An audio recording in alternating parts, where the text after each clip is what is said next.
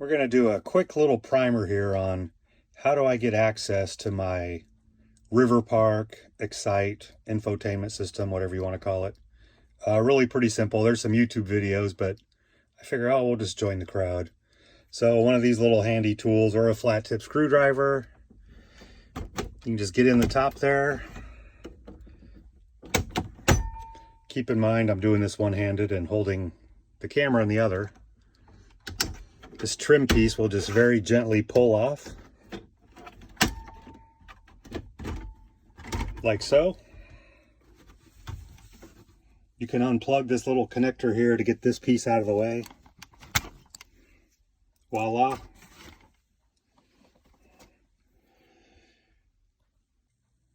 All right, we're back. Next, you get a T20 Torx driver and remove 1, 2, 3, 4 screws.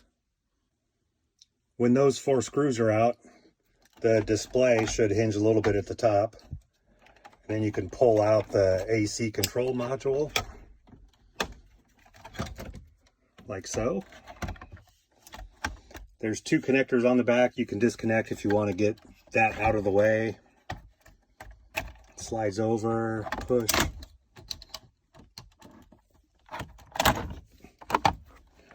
Like I said, one-handed, and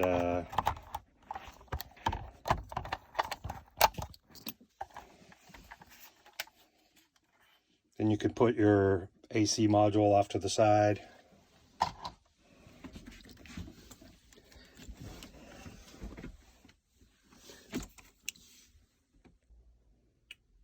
Get the last 2 screws out for the display, and that'll just pop right out. See a couple cords on it, you can just set that out of the way for now.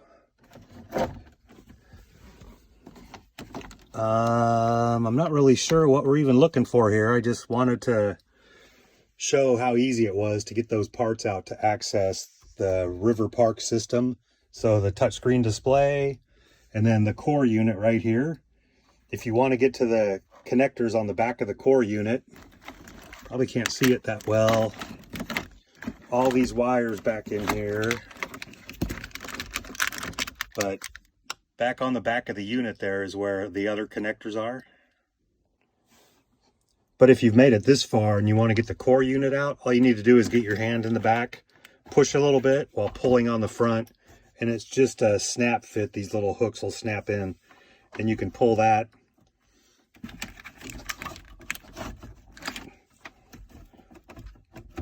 right out. One thing I should point out, the HDMI connector that goes up to the touchscreen,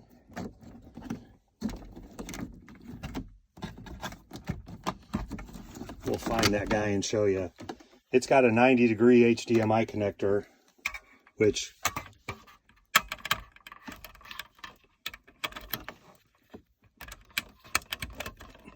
plugs right in like that. So that's going to come out when you slide the unit out. So you're going to have to snake that back in, start pushing the unit back in place, and then get that 90-degree HDMI connector plugged in on the back. But you have the unit out. You can see here's a little chart that shows all the pins. This is the FACRA connector for the HD camera on the back. Bunch of miscellaneous connectors here, a big connector here which ties into all the Winnebago systems and speakers, antenna wire. That's about it. There's some other stuff on the end of these cables, but well, here we go. So there's a USB connector. I believe one of these is a Bluetooth module. This is for the GPS antenna. Here's a microphone plug, and I believe this one is the Sirius. Anyways, that about sums up all the goodies back here. Don't be intimidated. It's not that hard. And if you're afraid, your local stereo shop will take good care of you, I'm sure. One thing I didn't catch that I did want to point out, there is a 10 amp fuse right here in the wiring harness coming off the back of the core unit. I haven't had mine blow, but that would be one of the first things to check if you were having a loss of power issue to your unit. And basically reassembly is just reverse of the disassembly. And We'll just flip things on here and make sure it all works.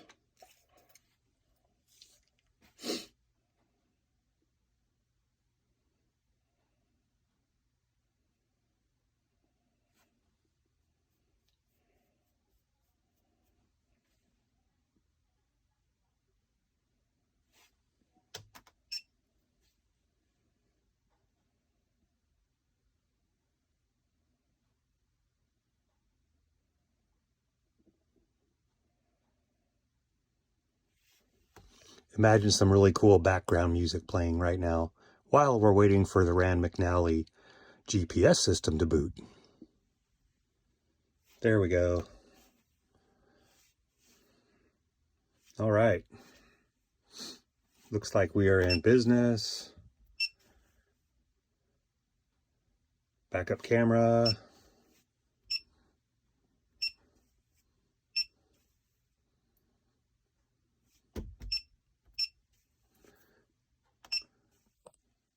Not getting any serious right now because I'm parked under the carport.